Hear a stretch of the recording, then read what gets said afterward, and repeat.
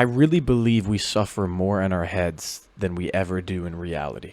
There's the world that's actually happening, conversations, consequences, actions, and then there's the world in our mind, the imagined arguments, the worst case scenarios, the silent assumptions, and what people must be thinking. And sometimes the two worlds just don't even match. In real life, maybe someone didn't text you back yet, but in your head they've lost interest, they found someone better, and they decided that you weren't enough.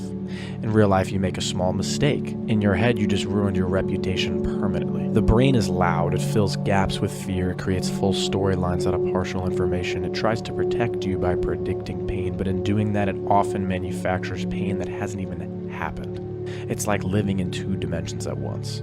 One is grounded, physical, verifiable, the other is abstract, hypothetical, sometimes completely fictional. And the wild part is how real the mental one feels. Your heart races, your stomach drops, your mood changes over something that hasn't even occurred. That doesn't mean your thoughts are stupid, it means your brain is powerful. But not every thought deserves belief.